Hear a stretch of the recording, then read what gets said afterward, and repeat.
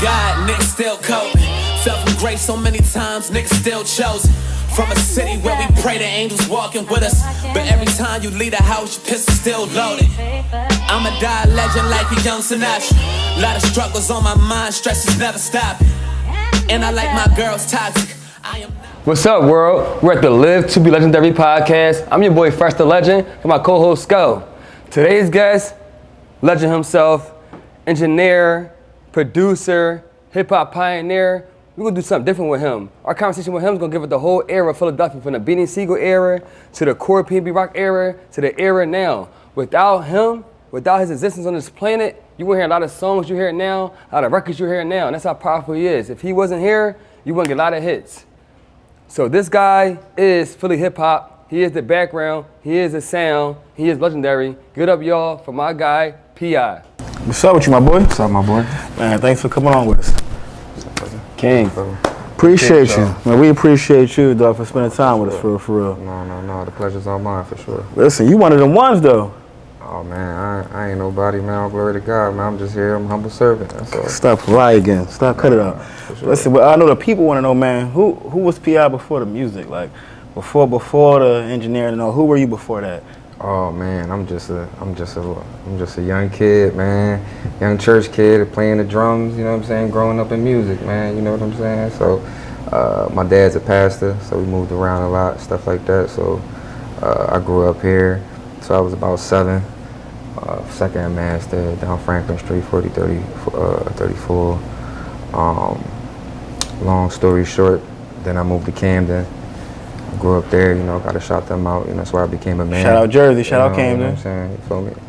So when I was 15, 16, we moved back. Obviously, like I said, my dad moved around as a pastor. So grew up in that, playing in church, playing in bands. Then after that, as a young kid, started going out touring with different people. I got a chance to play for a lot of different people. Doing that, and that's how I got here. You feel me?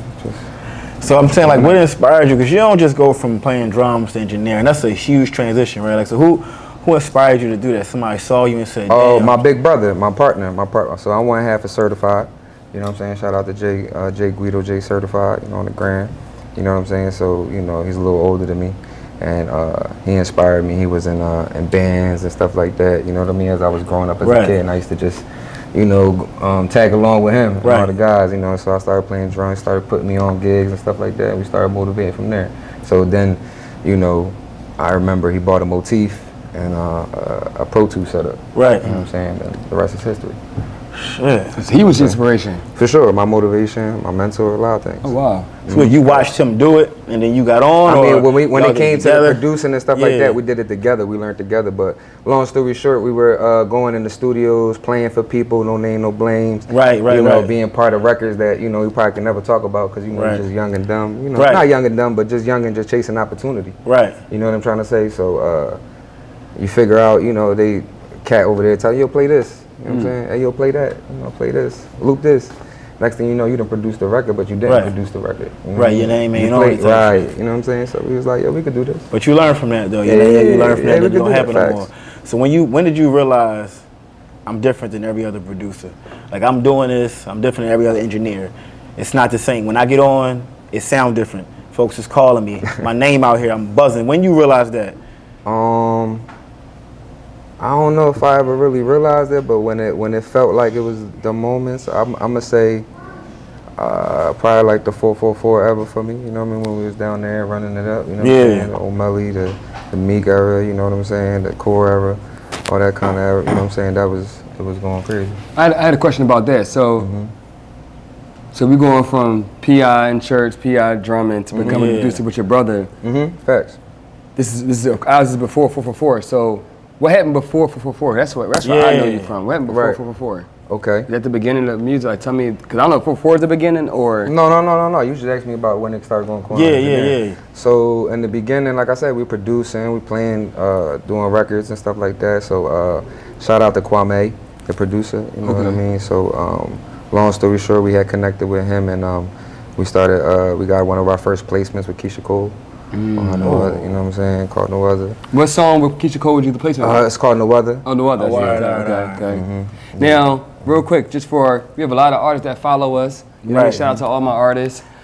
Shout out to What is the game of just getting placements? Like, how does that work? That's the goal of everybody. Like, what is a placement first of all, and how can people get placements? How you get it? Yeah.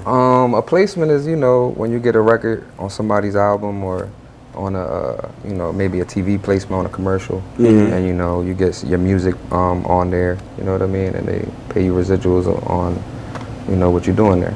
So, you know, they give you, you know, you charge a fee for it. You know, they pay you a front fee, and then you get publishing on the back end.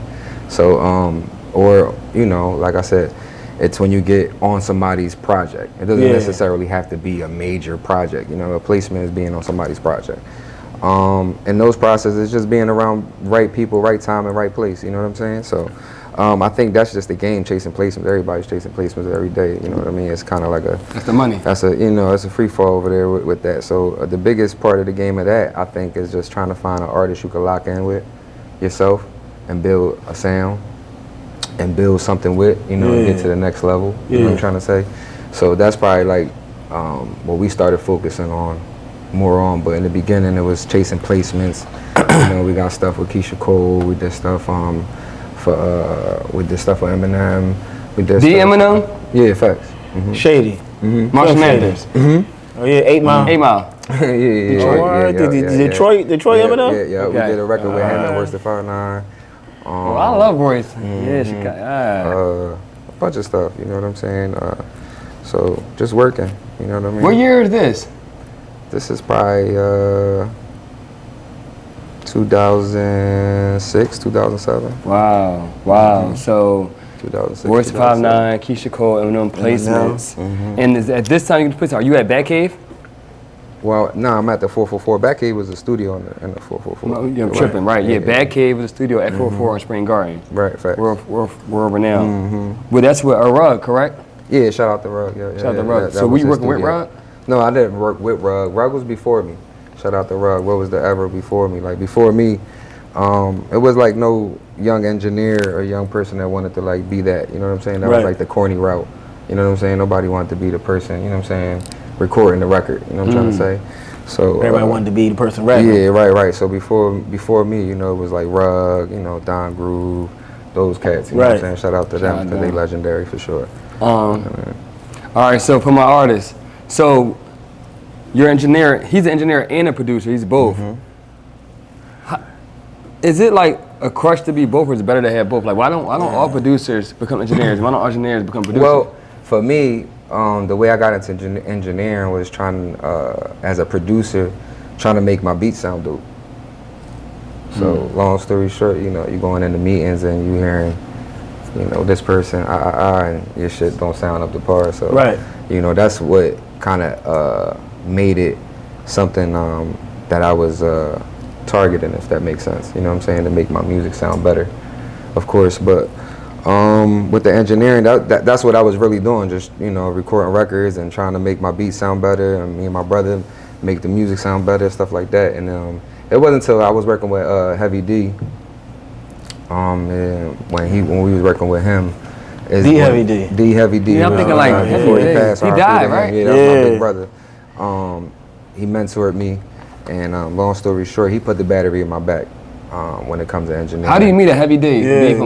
Just long story short, just producing, and long story short, running around trying to catch placements. So long story short, we were working with Kwame, couple different producers, and at around this time, the Day 26 project was going around, and we had went up and worked with them, or worked, you know, one of the producer camps that was going, and you know, at that time, they would write your name down, get your information, all that good stuff. So when projects came in, they would call you.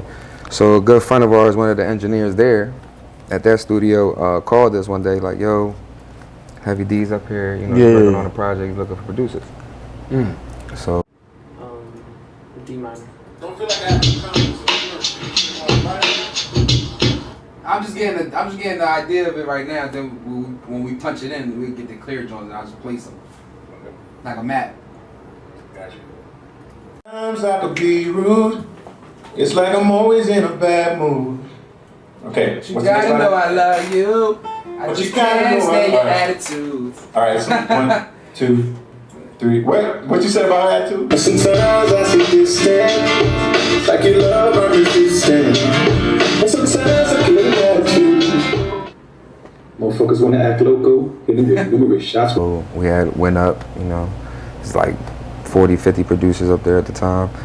And after the first day, Have kind of, you know, took a liking to us and came back the next day, you know, next thing you know, it was 6 months later, next thing you know, we in LA, I'm at his crib, you know what I'm trying to say, stuff like that, you know what I'm saying? So Have was a good guy, so long story short, one day, the engineer leaves the room for like 30 minutes, Have is frustrated, and he's trying to do something, you know, he's like, oh bro, what the fuck is going on, man, this is crazy, man, all right, man, you know what I mean, like, so I'm like, Pat, what you trying to do? Right. He's like, no, I'm trying to hear this part on the record and da-da-da-da. You know, he was putting his glasses. I'm like, so I hop on real quick. I'm like, Mike could do it. So I'll do that, probably like spend another 10 minutes on it. He look up like, little bro, fuck, you ain't tell me you could do that. You know what I'm saying? So I'm like, what you talking about, Ab? Right. So long story short is, he's like, all right, you mixing the project. I said, what? From that. I'm like, I'm not mixing the project. Right. Like, you tripping, OG, you know what I'm saying?